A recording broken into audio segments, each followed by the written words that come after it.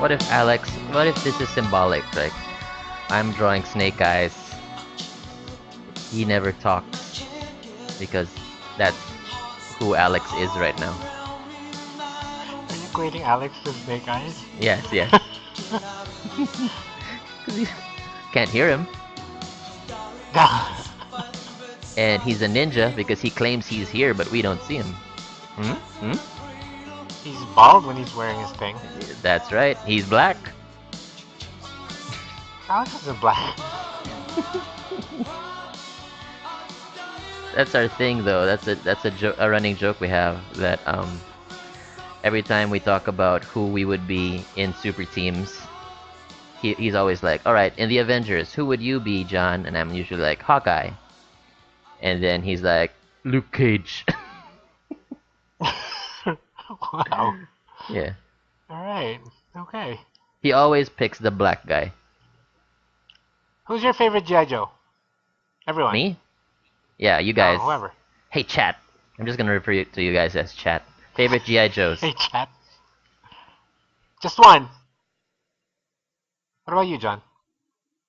Um, Shipwreck. Low light. Ooh. Shipwreck. Mm-hmm. Okay, that's cool. Shipwreck, aka Matthew McConaughey. Uh, who played him? Was he in the movies? No, Oh, okay. Beachhead was in the movies. Was that Brendan Fraser? No, that was what's his name? It was Brendan Fraser. Oh, wow. I like Roadblock. I don't have no idea who That's why who Alex. Lowlight is. Low light's a dude who can't sleep. Am I The right? I'm doo-doo? not sure. He can't sleep. That's his power. That's not his power. He just can't sleep. Or he Okay. vivid dreams. Am I right? I think that's like his episode. He vivid dreams. Okay. Because like, if all it takes is insomnia to be a GI Joe, I'd be a GI Joe, right? I'd be Cobra Commander. There, he's a sniper. See, Okay. What about you other guys? he's a sniper who can't sleep. Low light's pretty cool. Gotta I, admit. I I think that's a matter of professional opinion. Who was the medic in the red suit? Hmm? Red Alert. Kim is asking. Lifeline. Yeah, I think you're right. Lifeline. Anyway, sorry. Red Alert. Who's Red Alert? He's Sounds a like a transformer. transformer. Oh my god. Does that sound okay? Yeah, you do. You sound perfect. Okay, good. You always sound perfect. Okay, hold on. Gross. I'm so Gross. tired. Oh man, you gonna go get some coffee first? Now I need to be up by 5. Let's do this. All right, let's start. We should start early. Fine. Okay. Hold on, hold on, hold on. Hold on, little girl. Mm. Oh, Hello and welcome back to Trash Comic Heroes, the #1 comics review podcast in the Philippines. This is episode 59. My name is John. I'll be your host for this evening.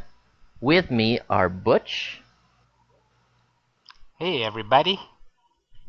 and Alex, who's full of energy, full of yay! vim and vigor. Yeah. What's up? Trash Comic What's Heroes up? can be subscribed to on iTunes, Stitcher, and Podcast Republic. And you can follow us on Facebook, where you can find details on how to join our Discord community. Guys, this is actually a special episode of the show because instead of our usual comic book reviews, this is one of those book clubs, those little book clubs that we do. Correct? Correct, Yes. Butch? We do that from time to time. Mm-hmm. And specifically, this week we are covering some Butch books. I've been waiting all day. Butch I've been waiting all day to say that. These are Okay. Butch's You need a picks. life. But before we get into what those books are, let's cover some books relevant to Butch. Some news relevant to Butch. Take it away, buddy. Alright, this week we saw the 2 trailers drop. Mm-hmm. One just came out a few hours ago, I think. The New Mutants trailer came out.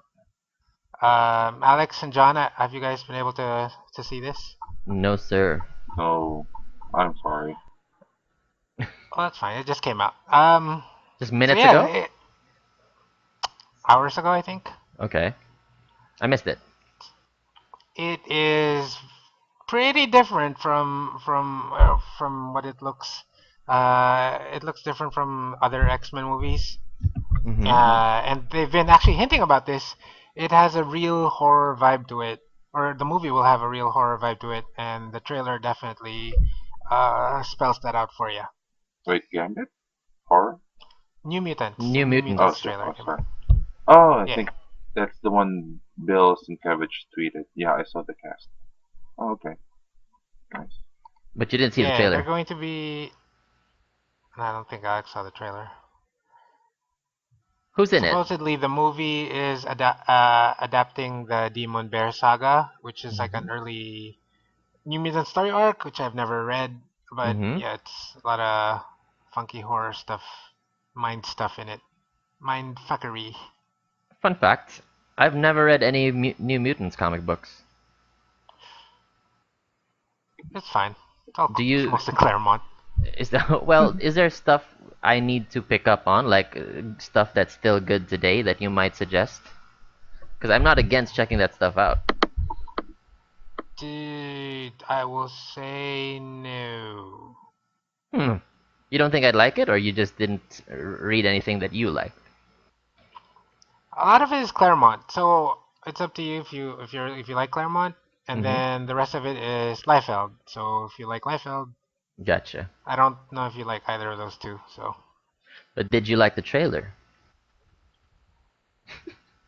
it was scary. Mm-hmm. I'm a little sissy girl when it comes to stuff like this.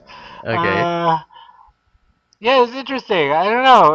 Uh, It's so weird. It's so different because most of mm-hmm. the like all the X-Men, the Fox X-Men trailers are like super serious. So Sure. it starts out like that, and you have like the whole when they do like a slow motion song, like a children's. Oh no, they did that treatment too. What's the name of that group?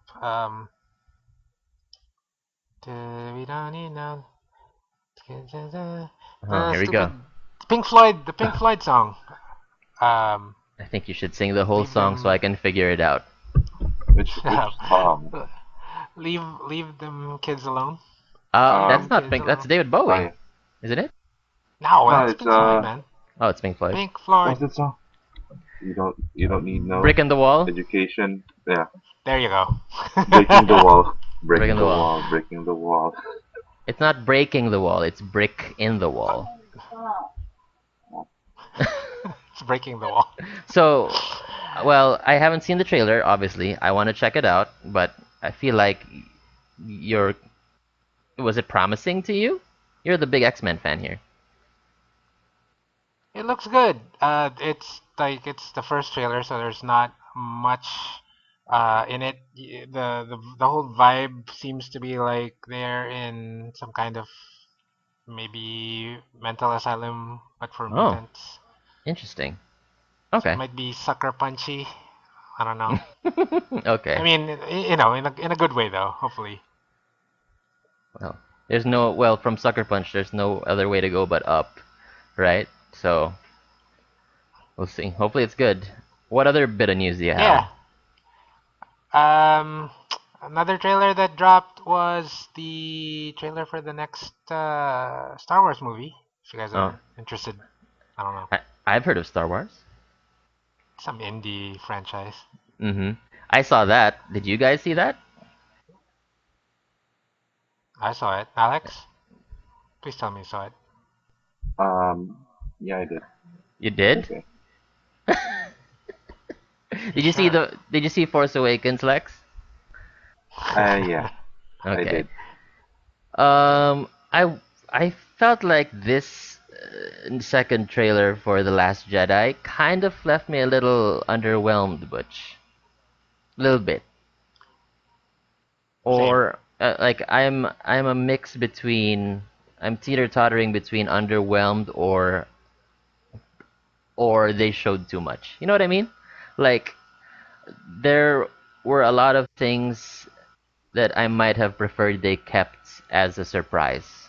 Well, maybe they're not really major plot points, but I probably, I think I would have enjoyed seeing those things on screen at the cinema rather than in a trailer. That said, maybe they have a lot more surprises in store. Did you like it? It was fine. I agree with what you're saying. I feel like though there are a lot of red herrings in the trailer, which I'm okay with. Like if that's their way of generating interest at the same time leaving surprises for you when you watch the actual movie. Mm-hmm. And I don't really want to talk about it. I don't know if people make it. I don't want to spoil it, even though it's just Yeah, a trailer. This is Star Wars, so it's like yeah. a big thing. You don't need to specify anything. I just Yeah. felt like, what will I say? I will say that in terms of red herrings, there were some very obvious shots where things are edited in such a way that it looks like one character is interacting with another character, but then when you look closely, you realize that they're not really in the same place. You know what I mean? Bingo. So there's a Yeah. lot of manipulation being played with there, but it made for an effective, it's gasp inducing in some parts. So yeah, Hmm. I'm in for the ride. And we see more of Kylo Ren's actual face, something everybody wanted, something everybody demanded. So yeah, that'll be interesting. More of Eh, his ears. mm-hmm, mm-hmm. And there was one more bit of news, Butch. I think it was um, related to, I forget.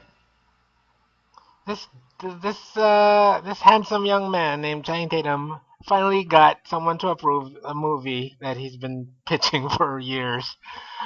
Mm. They finally announced the Gambit movie, Oh, or that's at right, least the that's right. release date of the Gambit movie, which will be on Valentine's Day, 2019. Oh shit, that's over a year away, I know. and Channing Tatum will be Shazam by then. will Wow. be will be cast as Shazam by then. I I Is always that thought I always thought he would be. Well, you're the big Gambit fan, buddy. Is this making you excited again? Are you hopeful? Are you apprehensive? quite wet? Are you Jesus, I was trying to be PG here. I was trying to be PG. Uh, No, it's really good to hear finally about it. They've been on and off about it, and when that happens, that kind of kills the buzz for the movie, right? Even if you're a mhm. fan of the character. Mhm. Uh, if there's a character that next to Deadpool, next to Wolverine, Mhm. that's Oh, that people would recognize. It's if there's an X-Men that people would recognize, it would be Gambit, I think. you think so? And yeah, I mean, just from the cartoon from the 90s. Mhm. And I mean, really, who else? And the video games, like all the mass market It's been stuff 20 that the X Men years are. since the cartoon though. Yeah, and we're all still here. That's true, but like that's by 2018. I feel like that show is supposed to be for that movie is supposed to be for the younger crowd, supposedly. Or It's is it Channing meant Tatum, man. He's not young. I guess. I'm It's just for 30 somethings. I don't know, 20 somethings. I guess so. I mean I want it to do well. I like the X-Men, but yeah. And some people on the chat are saying Gambit is my favorite character, but Rardo specifically is not a big Tatum fan. Was hoping he'd be replaced. Um, would you? I'm gonna warn you, Rardo, that Butch has admin rights, and he might kick you off the channel for saying that, because Butch is a big fan of Tatum, even more than Gambit. Butch No, that's not true at all. Hey, Butch is wearing a Tatum shirt right now, just so you know. I have his first appearance. Of first appearance of Channing Tatum. Channing Tatum, yeah. uh, Uh, I'm just hoping that they keep all the well. I hope they keep what's her name? The girl playing Gambit's wife. I hope Belladonna. you would Gambit's know the that wife. character. Belladonna, yeah. Mm-hmm. They got the girl who was in was it Skyfall, I think. She was in Skyfall. Which girl? And There were a lot of girls in Skyfall. the French one? Uh, The, the thanks, buddy. blonde one? Okay. I The girl one. even know her name, I think. It's like Seydu. Seydu? Mhm. Something Ah. Seydu? Okay. We'll leave it at Anyway, that. she was announced like years ago, so I don't even know how that works out. Yeah. Leia If they can something. keep it. Leia Seydoux. Yes, that girl. Let's do. So yeah, good luck to them. Jad said that his catchphrase should be Tatum or leave him. That's the new Channing Tatum shirt. And with that, I we are like gonna it. move on to our actual book club books, you guys. Uh, buddy, Butch, would you like to set up these choices? Explain to the crowd why we have ended up reading these particular books. Good God, I don't know. I was lazy. Explain I was yourself. just I was thinking that we could do a book club of like fun things. So, Hey, you know, hey, what? Not Moon Knight. what are you trying to say? So I was thinking, oh, what's fun and just silly, whatever, stupid, harmless fun. Mm-hmm. And I thought about those formerly very, very common intercompany crossover books that they used to put out in the 90s, and they still do that sometimes. So I looked through every single one. There's like a list on Wikipedia or something. Mm-hmm. Would you and I just picked out the interesting ones and the ones that were just one shot. So we wouldn't spend too much time reading. Okay. Uh, then I grouped them into threes, and I had you guys decide, and you guys were real bitches about it. I was not. Maybe somebody else I was, but wasn't. not me. I read everything. I read all 9 books just to make sure I had a unilateral choice. Right. So anyway, the what we voted on was the three books that we ended up that we're gonna talk about today are Wildcats, Aliens, Hmm. Darkseid versus Galactus, The hunger. and Archie meets the Punisher. Hmm. So Okay. quite a variance in terms of the style of the books, I think. We can probably begin with the one where we were all kind of meh on, if my guess hits the mark. I will assume that you and I, Butch, were both kind of meh on the Darkseid Galactus thing. Is that accurate to Yeah, say? probably the Okay. most of the three. Okay. So we're gonna begin with that, and then we'll see what our Okay. second book will be. You wanna set up the Darkseid Galactus thing? All I remember is that it was illustrated by John Byrne. I think he wrote it. Yeah, written and illustrated by John Byrne. Mhm. Dark Side, it's because the way some of these Marvel DC crossovers are set up, they sometimes they try to explain like why this character from the Marvel universe is meeting this character from the DC universe. Like they have multiverse, whatever shenanigans and portals and stuff like that. That's true. This is not one of those. I think it just assumes that Darkseid has always been in the same universe as, or Darkseid and Apocalypse have always been the same universe as Galactus, and That's right. Darkseid. I didn't notice that. I'm That's sorry. true. Yeah. No explanations needed to Hmm. save time, I guess. And the story here is very, very, very simple. Galactus is hungry, as he always is, Or hangry. and I guess it was just an accident. Like the Silver Surfer comes across Apocalypse, and he's like, "You here you go, food." And Galactus comes and he tries to eat Apocalypse, and that's pretty much the gist of it. Hmm. Did Yeah. and it's set up that Galactus is coming for both uh, New Genesis and Apocalypse, but New Genesis manages to hide themselves from the threat, and so Galactus settles for the easy target, the big fiery ball of hate that is Apocalypse, and Right. that actually just the finding of Apocalypse makes up for one third of the book. The other two thirds, or really most of the book, is a fight. It's a fight between um, Orion and Silver Surfer, Mhm. and Darkseid and Galactus. Like Darkseid, I hate to jump the gun here, but at one point Darkseid forms like giant avatars of himself to fight Galactus, which I thought personally was kind of goofy. I wasn't a big fan of that. But I do like the fact that apparently Galactus is immune, or is this wrong? Butch, tell me if it's wrong. Galactus is apparently immune to the Omega Sanction. I know. I saw that. Like I'm not as familiar with that with what that can do. That's just the thing that is that the anti-life equation thing?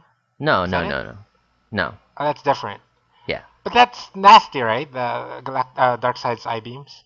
That's like yeah. if you get hit by that, you're done, right?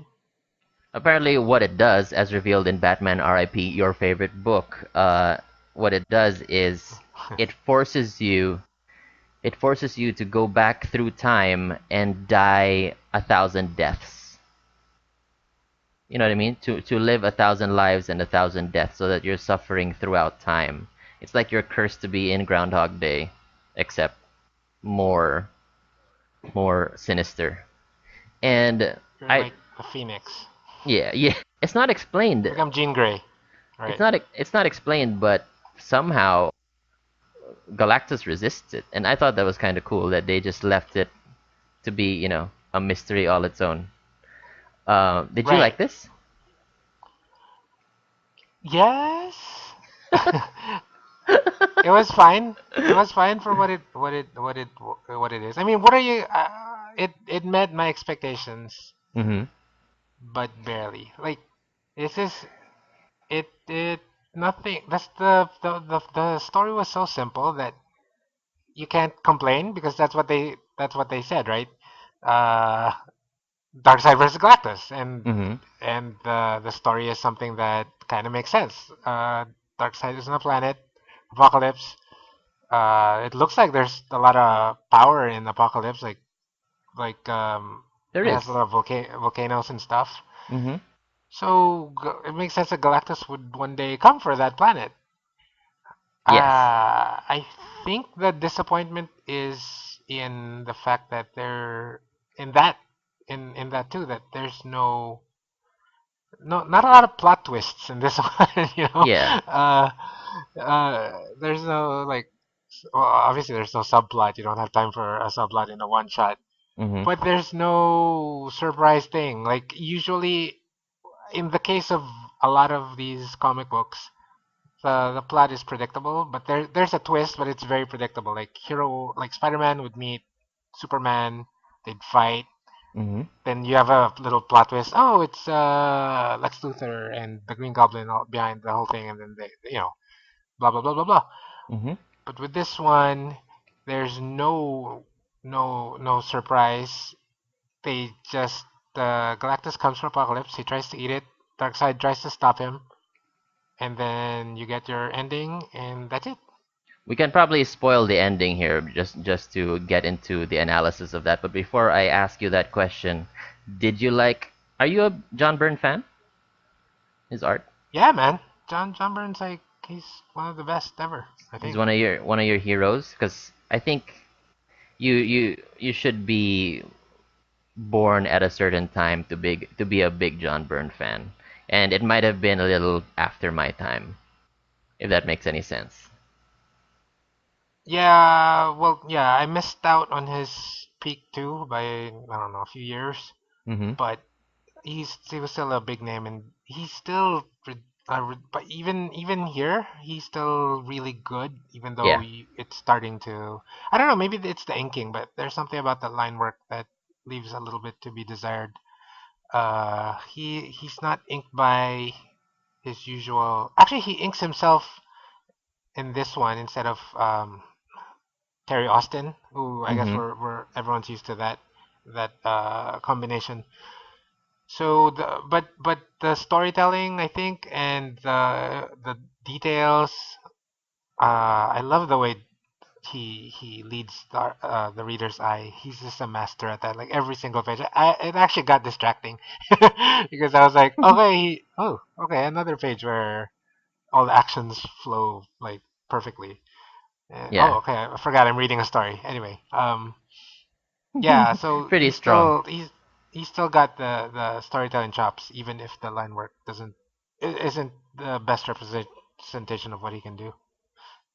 Did you Yeah. like the art? So I did like the art, especially when I think it was Silver Surfer. He was flying over Apocalypse, and we get a big aerial view of the buildings in Apocalypse, and I was like, wow, this was drawn in the 80s or was it in the 90s? And it just didn't 90s. it didn't feel like that. It felt like it could have been a modern book. But then I forget that John Byrne is one of the strongest people from that era. So Yeah, yeah, yeah. the best. Uh, we cut to the chase here with Darkseid versus Galactus.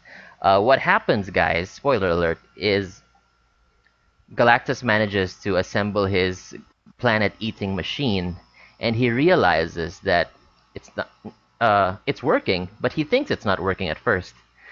But then he realizes that there's no food or nourishment to cultivate from Apocalypse because it is effectively a dead planet. Yeah. And Darkseid was like, "Ha, gotcha, gotcha, dick." And Psych. it was like he was just in the end, he didn't really care that his planet was alive or dead, as long as it's still his planet. You know what I mean?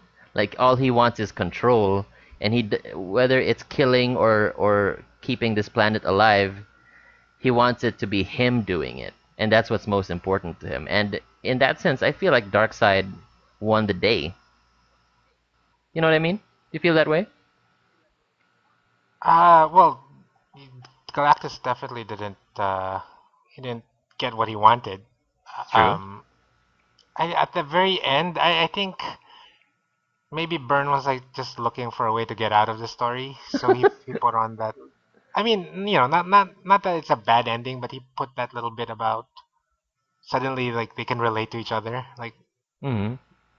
but it became a story about their true natures, and Galactus' nature is to look for food to eat, and Darkseid's nature is to control his planet, which is kind of awkward. I mean, come on, like that's it's not a big reveal. Like he wants control over his own That's true. planet, right? Right. But that's a thing where okay, these two characters suddenly can relate to each other. We have a little bit more insight into the characters, Mm-hmm. and now we can get out of here. Now they can go off and find food together, like Yeah, like sure. all hungry people do. Um, Yeah. I dug this for the art. I thought the story was a little unsatisfying because I'm like, so that was kind of pointless. I mean, I know these characters. I like much respect, but I know these characters are who they are and what they do and what their deal is, and this book really just reaffirmed that. It didn't reveal anything different or delve into any real personality stuff. So as cool as the art was, I don't think I can recommend this. Can It you think? is. You know what's really distracting? Galactus Hmm. doesn't have pants in this whole Yes, story. it's from that era where Galactus was still wearing jorts, like jogging shorts. Yes, it's so weird. It's just so weird. He's like I don't know, 100 feet tall, and he doesn't have pants. Yeah, and you see a naked knee the size of an apartment Well, building. he looks like a Boy Scout. Like a lot of flesh there. A lot He's of flesh. hairless too. He's hairless, which is interesting. Do you think That's Galactus burned off. shaves? Do you think he shaves or he's just baby smooth? Uh, I guess he shaves. I mean, he probably has a shaver in that big ship of his. Or Silver Surfer does it for him, you know? Zzz. Oh boy. And you notice also Oh his boy. arms are hairless too, you know? I'm trying to Galactus, remember. Does he always has bare arms, right? No, no. He sometimes he has like covering over his arms. Am I right? no, how it Trying to is remember. as far as 19 no, not 19 2008 Annihilation era Galactus. Sure. He was already like the sleeve goes all the way to the wrist and the his pants go all the way to his boots. So you don't see Okay. any skin apart from his face, which I prefer, Right. to be honest. Uh, but yeah, that'll be Darkseid Galactus: The Hunger. We can move on to our next book, which was a favorite of Alex coming into this. It features one Which of one? Alex's favorite characters, Mr. Witherby. No, this is Punisher meets Archie, or is it Punisher versus Archie? I forget. You did? Meets Is it meets Both. Archie? Archie meets the Punisher. Yeah. Yeah. You mind setting it up for us, Butch? It's a story about a school shooting. Yeah, yeah. very, very interesting. I don't think this would get approved these days. Not today. Um, so Punisher is chasing this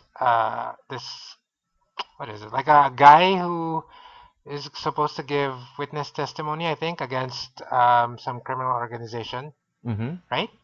And this guy named Melvin J. Apparently he looks a Red lot like, Fever. Red Fever is his or nickname. he has a nickname. Mm-hmm. Red Fever apparently looks a lot like Archie Andrews, and he decides to escape to Riverdale. I mean, he didn't know Archie Andrews was in Riverdale. It was just like an accident, I think. Correct. And so the Punisher has to track him down. So he winds up with his assistant microchip. They wind up in Riverdale trying to hunt down Red Fever, and Red Fever, on the other hand, is tries to start like a. I think he's trying to con Mr. Hodge into some kind of an investment thing. Might Mr. be like a Lodge. scam.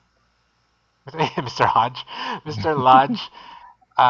So the whole story takes place centers around a big high school dance that's gonna happen, and all the characters are running around Riverdale. All of the Archie's gang is in the story, and The Feds. they meet with the feds, Red Fever, Punisher.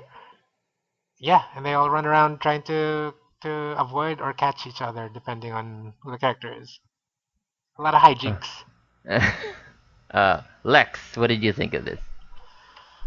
Um, I think this is how you do a book that has multiple artists because Oh. Hmm. in John Buscema did the Punisher art and Stan Goldberg did the Archie part. And in this book, it's not like one page is all Punisher and another page is all Archie. Some Mm-hmm. pages have different panels wherein the Punisher and Archie is there, or different characters in those books interact with each other with different art styles. Yeah, And it's very seamless and it fits very well into what they are trying to do with the book. Like it's a crossover between Punisher and Archie, and at the same time using the two different artists, even in one panel with two artists, yeah, increases that experience. So you can definitely see that when Buscema draws the Red Fever, it's very identifiable as as a villain. But then Archie is drawn by Stan Goldberg and all the other Archie characters by him, and it's all in the same page or the same panel. panel with two different artists. So art-wise, that's one of the things that I've noticed, which a lot of books right now are not doing because um, I think it's how comics are done these days. Like they they're not done like in the same place. But other than that, out of the three, this is the one that I had the most fun reading. Hmm. Yep. Before we get back into the actual book discussion here, it's probably because having two artists work on a page and then coordinate all of that back in the 90s, that would have been a pain in the ass, right, Butch? Like, Yeah, no scan. Well, no scanning, I guess, or no yeah, internet. Yeah, they probably because would have people been had in to the like same mail. studio. Oh, right, right. I was thinking they were like mailing the pages to each other, but yeah, sure. Maybe, maybe. And That's tough. so now that's just even with digital, that's still a pain in the ass to do. And Yeah, to Alex's point, people now just prefer to like because of the ease of sending files, people just prefer to like, all right, you do page 1 to 6, and I'll do pages 7 to 15 or stuff like that. Like I guarantee you, if Punisher yes. meets Archie was coming out in 2017, it wouldn't be like this. It wouldn't be two artists working on one page. It would be at least three artists, each with their own chunk of the book, because that's just the way things are done now. But that's all I have to say about the art. Uh, I found this story like as interesting as the setup was. I thought it was a wordy bitch. Uh, do you feel that way, Butch? Like I could be completely wrong as far as how I Um, Yeah, feel. no, you're it, totally it right. Totally right. if I have to say, it's a bit wordy, but the way they played with words like puns, Mm-hmm. uh, it's very creative, and how the narration of the story went. Like in the first part, it was Punisher writing on his war journal, and then midway it was Archie writing on his war journal, and at the end of the book it was Betty writing on her war journal. Like so, Betty's diary. it's That like was the best. it has a nice transition to it. Although it was a Sure, bit wordy, there were a nice play with words, which made it a lot fun. Which made reading it a lot more enjoyable than just regular dialogues and stuff. true. So, as far as art goes, it was definitely, you know, high marks from me as far as art goes. Like I love Buscema, and I'm a big Goldberg fan. Um, how many pages is this? This is like 54 pages, 55 pages, and Something like that. not once did I feel like the artists were rushing it. You know, if every single page feels like it Yeah. could be sold. It's not. It didn't feel like a rushed thing, which I really appreciate. And the story is deceptively complicated. Like you might Yeah. you might be tempted to guess like, all right, this is just a crossover thing. This is just Archie meeting the Punisher and crazy stuff happens. But like there's a real crime story happening in Riverdale, which I really dug. How did you feel about this, Butch? It felt like a precursor to, because during the 90s, if I don't know, I wasn't a big Archie fan, but as far as I remember, the stories that they did were very, just light toned, Sure. humorous kind of nothing too serious, nothing too deep. Not like they're doing right now, right? Like Archie comics is like super experimental, and they do mature style stories, including the Riverdale TV show. Mm-hmm. And because of the because they included the Punisher, the I think the story didn't have any choice but to be kind of like that. So What do you mean? kind of serious. Like it involved, like you'd have uh, like microchip would reference like the Punisher has to blow these people away, like death and murder and stuff like that, right? And you're dealing with uh organized crime. Right, right. It's not even like super crime. It's just regular guy. So it's kind of it has that seedy and Buscema's art, of course, like that more realistic, gritty approach or that kind of story is what I'm trying to Mm-hmm. say. So not the typical '90s Archie comic as far as I remember, which I appreciate. I like the story. Um, any analysis we can have of this? Like, the depth of my analysis for this graphic novel, I guess it counts as a graphic novel, really just goes into the process or the work process here, or workflow, comparing it to modern crossovers. Just the like I said, there's no way that two artists would be working on one page at a time in 2017 like it was here. And though it can be a little jarring because Punisher looks very, very Buscema, very quote unquote comic book realistic, and Archie Yeah. himself looks very cartoony. It can be a little distracting, but because the story itself is so, I'm not gonna say deep. Um, Well the story, constructed. yeah, it's well constructed for sure. The story is very involved. You end up seeing past the style just and you completely accept that Archie and the Punisher exist in the same world. And I am 100% okay with that. Like, I know this will be controversial to some, like EJ, but I enjoyed this crossover more than Defenders. Because it made more sense to me. If The that, TV show. yes, yes. All Yeah. right. Hmm. I'm actually I'm curious what you guys thought about because I couldn't help but compare this to um Batman Elmer Fudd. I Is didn't that read right? that. Batman. Yeah, Elmer Yes, Fudd, I think. yes, Yeah. Oh, you should read it, dude. I will. Why It couldn't it. I'm sorry. why couldn't you help comparing it? Just the contrast between obviously you have the contrast of a dark character with Mm-hmm. getting involved with the world of a more cartoony group of characters. And I was because the great thing about Batman Elmer Fudd was Tom King was able to service both properties, and I think fans of both um, sets of licenses would appreciate the story, would appreciate the little hints and winks that he'd bake into the story and the dialogue.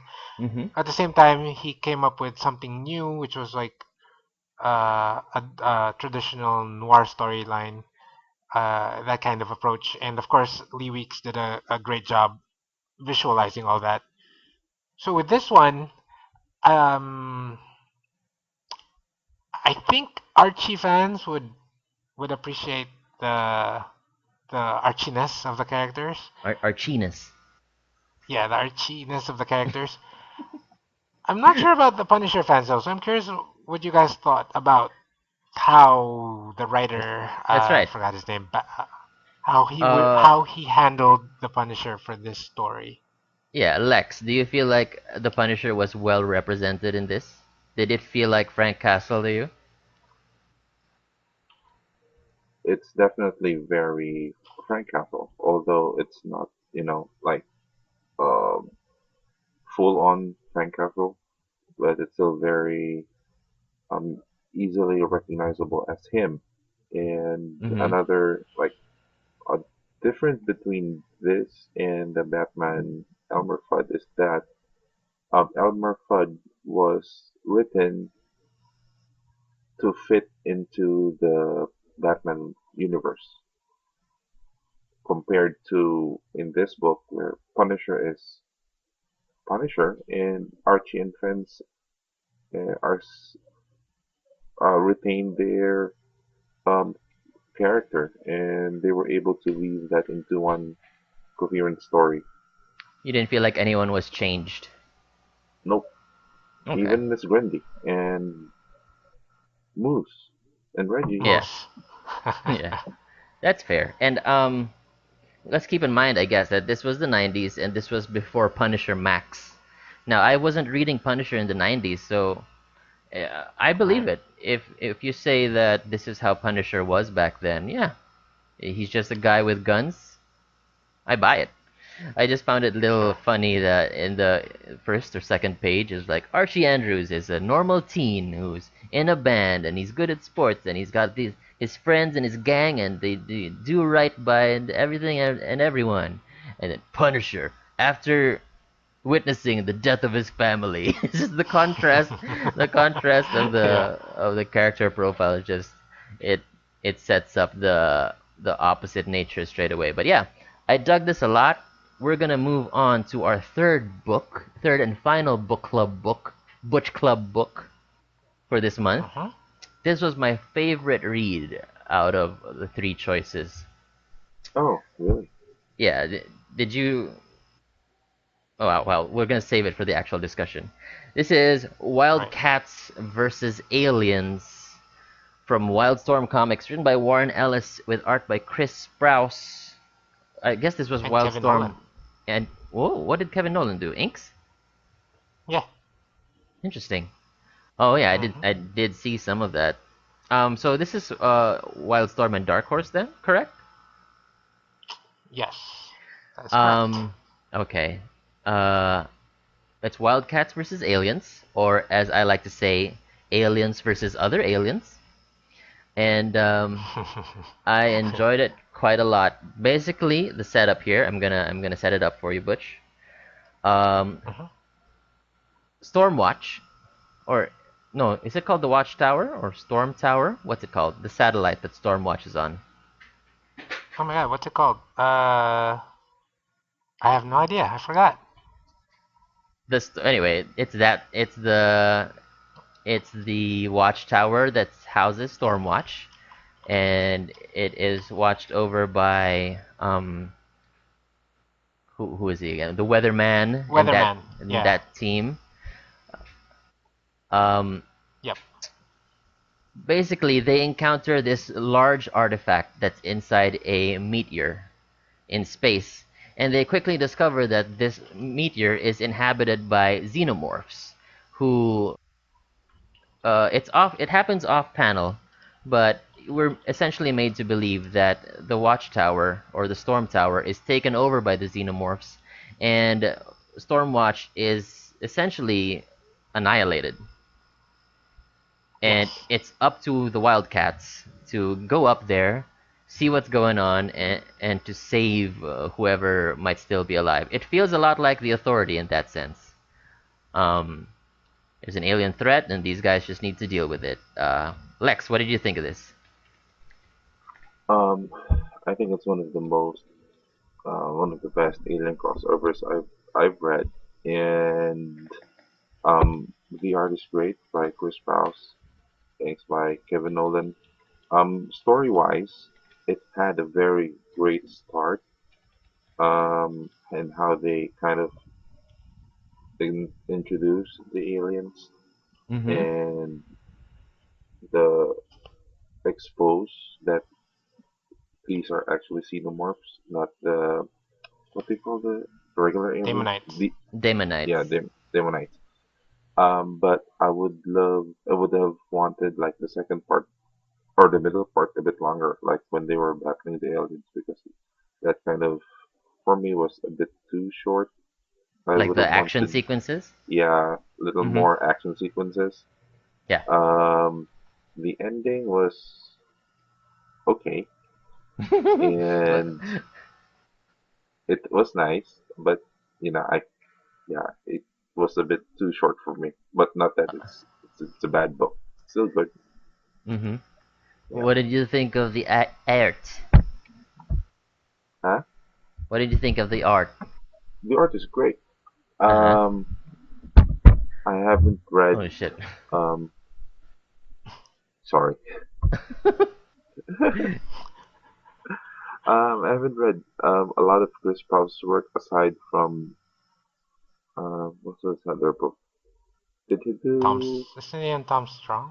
Tom Yeah, Strong. that one. Mm. But it's still very recognizable as his work, and still very clean.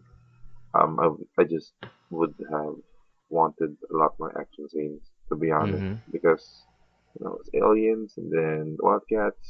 You know, Are you a big Wildcats fan? I was a fan of what I read and watched in the 90s. Uh-huh. Other than that, I kind of lost track. But with what I was exposed with Wildcats, I was a big fan, especially when Jolly was doing the art. Mm-hmm. So I can say I'm a Hmm. fan, although not that big compared to you or Butch. I'm more of a Xenomorphs fan than a Wildcats fan, but Butch is definitely the '90s image guy. Take it away, buddy. What did you think of this? So I was actually interested because like you said, I'm not big into aliens.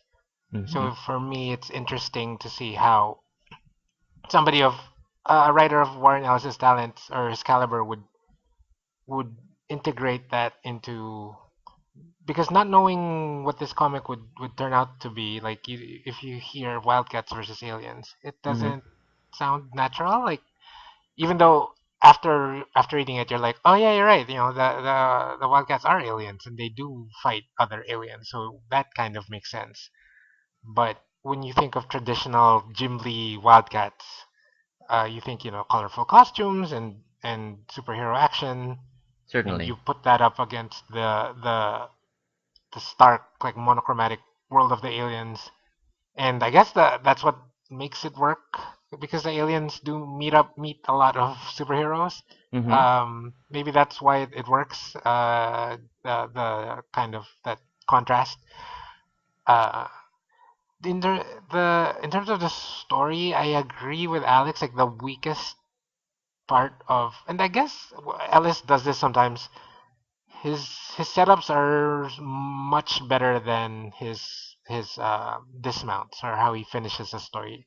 Hmm. Not that his endings are bad, but he's so good at, in my experience anyway, that he's so good at setting up how a story like progresses, or the it makes he makes the start of the story so intriguing that the ending somehow won't live up to what was happening at the beginning.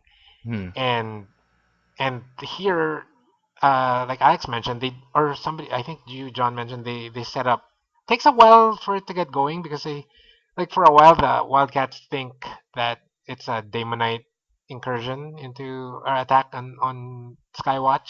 Yes. Uh, so you don't jump into the story as fast as, like, Darkseid versus Galactus. Um, and I think that hurts the story a little bit, because it shortchanges the aliens. You don't see as much of them as you'd like, especially the Queen. Like, there's a bit where Zealot and Grifter are, like, walking around the Skywatch satellite, and they run into the alien Mm-hmm. Queen, and you're like, oh shit, here we go. And they don't do much, or so Ellis doesn't do a lot with that. I think, like, they could have Right. that could have been a really big climax, but it turns out into just, like an okay, uh, like a big brouhaha kind of ending. But the Queen really didn't get a lot of action, and, like, the face hugger stuff.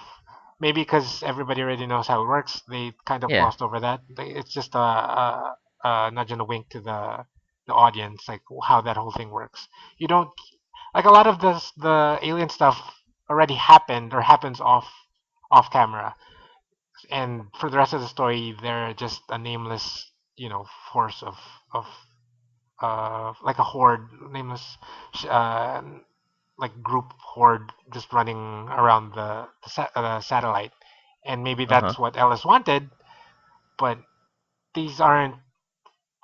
This isn't like the Brood from the X-Men. This is aliens. Like, people, there are aliens fans who would pick up this book, right? And I Yes. don't know. Maybe you can I can I you can say more about that. Like, were you were you wanting more from the aliens in this story?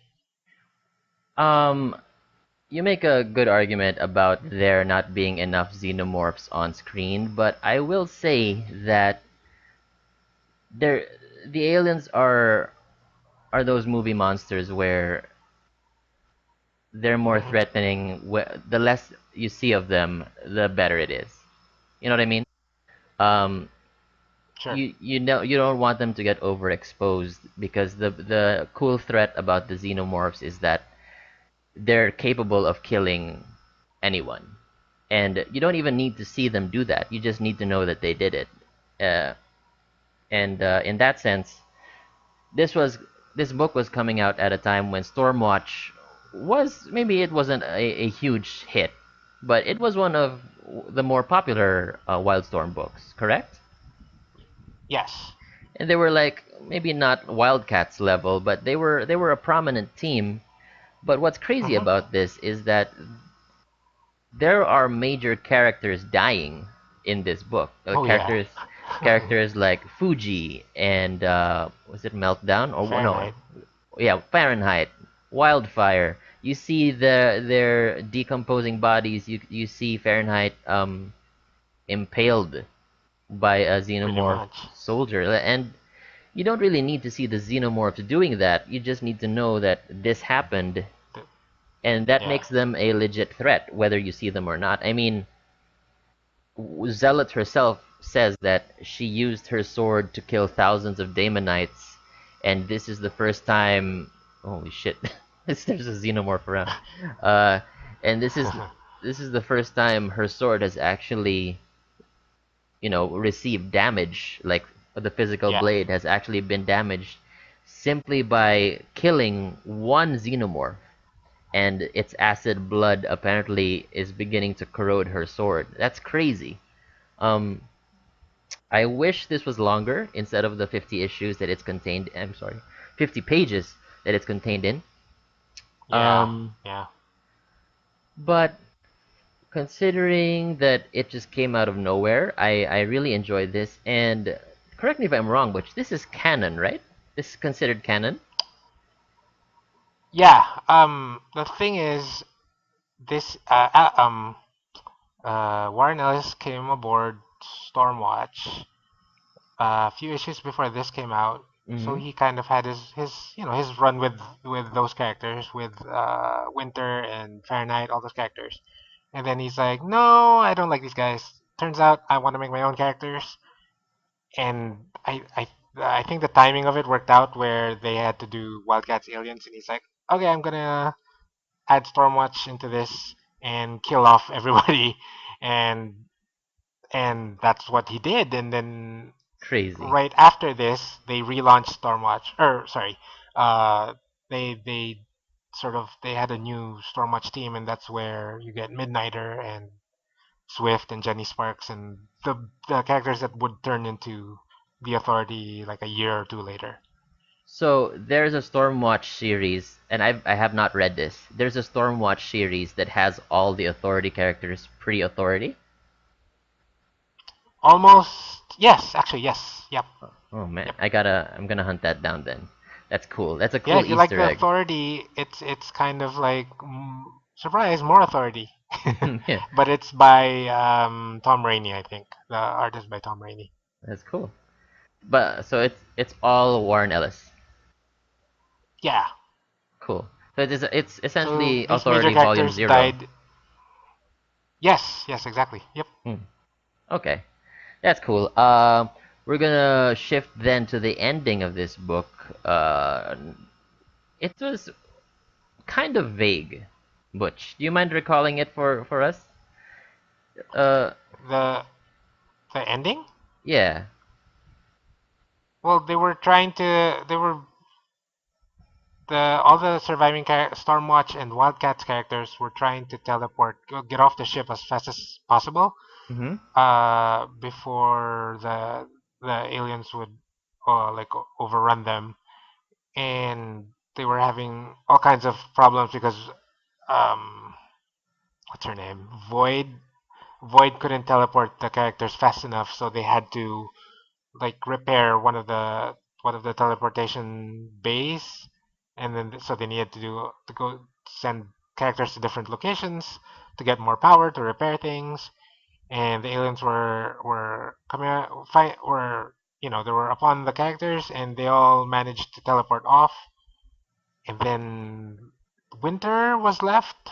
He's like the leader of Stormwatch, and he did he drive the satellite into the sun, something like that. Into the sun, yeah. But then there's captions saying that a few days later, this is just captioned in that last page. It says a few days later, the storm door was lifted. The storm door is the planetary force field keeping alien threats out. But then the last caption says it didn't matter. What does that mean? Oh, I think he's just saying it didn't matter because the thing was heading into the sun. So like because they were afraid that the storm door would collapse because the aliens would might be able to find a way on to Earth. Yeah, but Like that was their big fear. you can understand why I think that's vague, right? Like, are they saying that the alien threat already made it to Earth somehow, or is Warren Ellis leaving it open ended? You know what I mean? Oh my God, you're right. Oh wow. I didn't even think about that. Yeah, cause did you guys catch the thing with the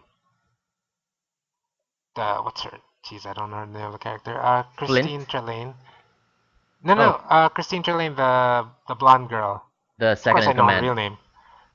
Yeah, when they're teleporting off the ship, she says no. She's like Hmm. no, and Yeah. then Grifter's like, I wonder what the no was for. I'll ask her later. Yeah. And they didn't explain it. Yeah. So I feel like is Warren Ellis leaving it open ended for the xenomorphs to have actually made it to Earth? You know what I mean? I completely missed that. You're right. Yeah. It's That's possible. why. It might just be like a wink wink thing because I don't think I didn't read all of the Stormwatch Zero thing, so I don't know if they took that on. But yeah, it might be Sure. like a fan service thing. That's kind of why I dug this a lot because it's a nice O. Henry ending where it maybe it's not 100% confirmed that things went to shit, but it certainly leaves that door. It leaves that door open. Yeah, I It's would highly interesting. recommend this. Out of the three that we read, I highly recommend this one specifically. How about you guys? I will too. Hmm. What was that? Uh, Yeah, I will recommend it. It's one of the best crossovers that involves the aliens. Uh huh. And although the action sequence is a bit short, Uh huh. um, yeah. the story is still um, worth getting the book for. Totes. Totes my Alex, dotes. have you read a lot of Aliens crossovers? You sound like you have. Um, Not too much, but just He's been basing on in what aliens crossovers. based on what what books I've read, although I can't remember what those are. Right. This comes out as one of the most memorable good crossovers. Ah, you think you'll I remember I didn't this? like. No, no, I was just saying I didn't like the way Chris Sprouse draws Zealot. I just have to say Yeah, that. he draws Zealot like She-Hulk. I don't With a mind. tiny head. She's huge. Yeah, yeah. I mean, she's supposed to be statuesque, right? Like Wonder Woman statuesque, but like she's not supposed to be She-Hulk level. Also, bring up Zealot. I was sad that Voodoo wasn't around. Voodoo is my favorite Wildcat. I wonder why. That's random, right? Like everyone's there except her. Yeah, maybe because Voodoo would have been able to tell straight away that this wasn't Demonites, so Warren Ellis left her out. I don't know. I don't know. I'm trying to remember. I just remember I was sad about Voodoo not being around. Yeah, that'll be it for our book club books, you guys. Yay! We're done with the main part of the show. We can wrap up with our usual panel discussion. Lex, you said you had Oh, something you wanted, something deep, something meaningful you wanted to talk about this week. it's something meaningful. I'm not sure if it's Mm-hmm. meaningful. All right. Um, Panel discussion. Can you Mm-hmm. remember the time where you realized that Remember comics are time? cool? Like, Sorry, what did you say? when did you realize that comics are cool and you'd like Whoa. to read more of it? Want you're gonna start collecting it, and like it's gonna be like your main hobby. Huh. Oh, so your question is not like when did I realize I wanted to make comics? You're No, asking no. what? Okay. When did I realize comics were cool? Are comics cool, you guys? Good for this you. uh, this question. You mean comic books like paper and stapler and staples, or like comic characters? Like Hmm. comic books. This is a more complicated question than you think. Like, because it's like Like, what constitutes cool? Because obviously this happened in our teens, right? What? yeah, not If you have really. to ask John. Let's say, let me rephrase the question. Although it might be cool, like you realize that this is something that you really like and you'd like to pursue or learn more about it, like collect more books, read more comic books, or eventually draw Be and a things comic like book. that. Mm-hmm. Maybe a comic book writer, or make this like a big part of your life, like a hobby or Mm, things like that. I like Like this. for me, Whoa. we had a bookstore. Yes. I'm just wanna just No, go to ahead. Yeah, yeah, yeah. we had when I was young, we had a small bookstore. Uh We had huh. comic books and pocket books. So I was Yeah. exposed to Archie, Conan, um, Thor, like the older stuff.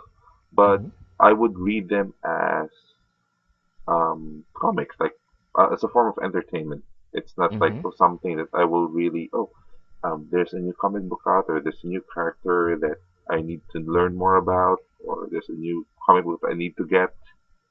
So it was just like it's a book that it's there that I can read when I have time. If Right. I don't want to do it, then I can do something else. But when I was in when was this? First year high school, a friend of mine brought a copy of Wizard to school, Oh and yeah. Ooh. it was an What a issue. nerd. It was an issue where they featured Spawn. So while I was reading the book, That's every issue. I'm from I was familiar with the X-Men and stuff like, and then I saw a drawing of Spawn, Mm-hmm. and Ah, there was a this time guy. where It was love at this first sight. I realized like this is really cool. It's very different from what I've been reading, Mm-hmm. and I didn't realize that this form of comic book exists. Ooh. So yeah, I think Demonic. that's that's the start where I kind of rummaged through our comic books to see if there are any books that I have that have the same kind of aesthetic as Spawn had. Right. So I was Jeez. able to get Bad um, boy. Call the Conqueror, Spikes. Chains. Oh, um, very things spawn like like. that. Yeah. So some books with dragons and monsters. Oh, sure. So I was into like Like bone. Mobius and things like that. So yeah, I think that was the time where realized that this is a really cool thing to do, and that's when I started drawing um, X-Men cards, and X-Men card. Oh, Oh. right White Queen. now I'm doing a podcast. Oh. Oh. Oh yeah. Against So your cool, will. man. That's so adorable. What about you, Butch? Um, when was this? High school, I think. Yeah, same as Alex. When I was in high school, so I've been buying comics for I don't know 2 or 3 years at this point.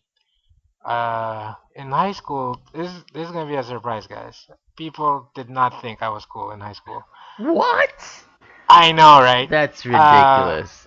I think you're not cool. that I was getting, not that I was getting bullied or anything. I mean, I was still 6 feet. Um, but I was Yikes. definitely in the introvert, uh, nerdy side of class. Mm-hmm. The We used to be arranged by name, alphabetically. And then the guy who was next to me, he's like the coolest guy in class, right? He's Mm. the chick boy, like the guy who Mm. goes out, the guy who blah blah blah. Stephen Segovia. And like we were always friendly. We were for some reason like we were always friendly. Uh, but obviously we weren't hanging out or anything like that. And one time, I don't know if this speaks about comics or art, but one time he Hmm. saw me like doodling on the back of some book. Um, and he's like, "Oh, that's cool. Like, who's that?" And so I'm, "Oh, this is Thor." And Mm. he's like, "Oh, cool, blah, blah, blah." And this guy could draw a little bit too.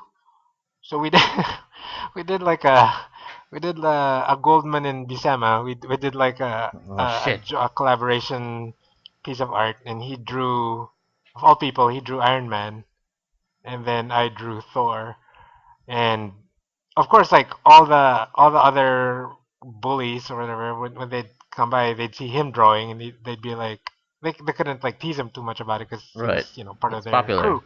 So they were, oh, that's cool, yeah, and that's again, blah, blah. And all the nerds, of course, were like, Oh, you're uh, bridging the gap. oh, It's kind of romantic. oh, This kind of romantic, Butch. draw a girl. So yeah, I think that's when. I mean, this is like long before comics became accepted with the movies and stuff, but Sure, that's like, okay, so this is stuff that can actually bring people together. it's true. Okay, yeah. So yeah, there you go. How about you?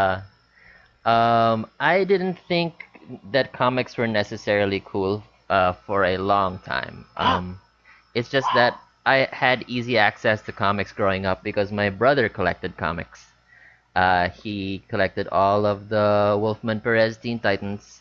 He had a lot of Legionnaire stuff. He even had some Buscema Avenger stuff.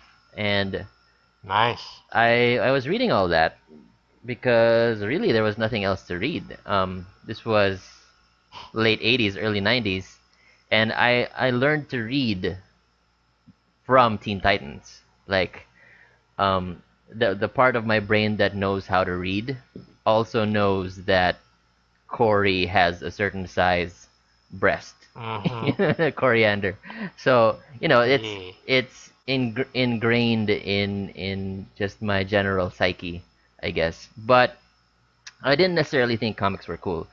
I do remember though that the first time I realized that I liked comics independent of my brother's books would have been around the time I discovered Lobo. Uh, Hmm. and much like Alex, it was because of the chains and the attitude. But Oh. it wasn't Spawn. It was Lobo. But it wasn't a Lobo book I was reading.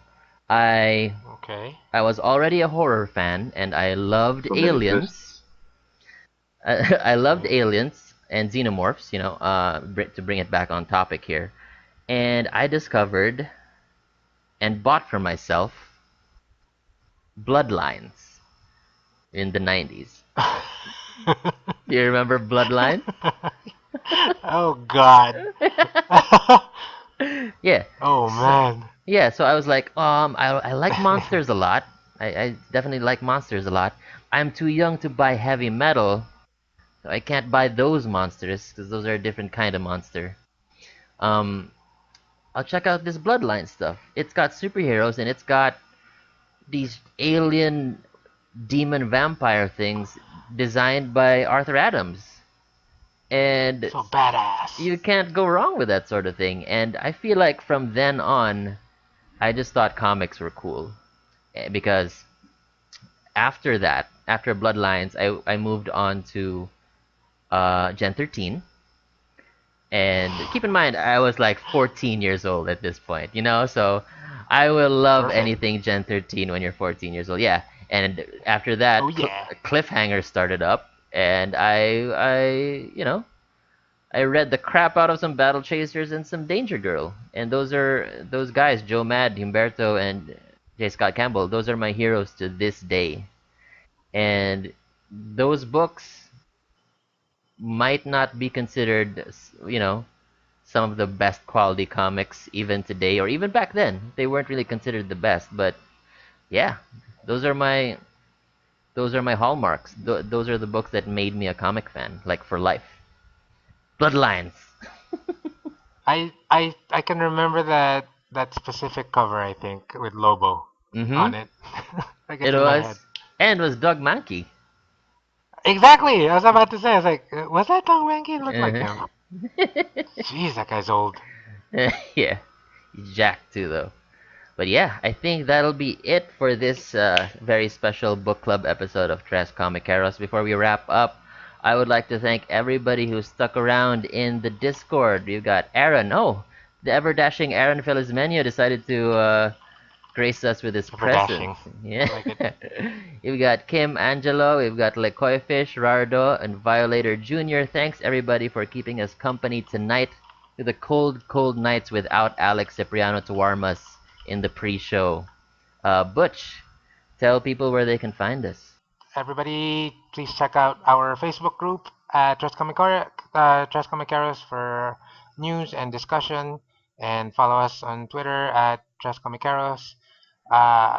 We have a pinned tweet over there where you'll find the rest of our links to our Reddit and our YouTube, and of course our Discord community. If you want to be part of our live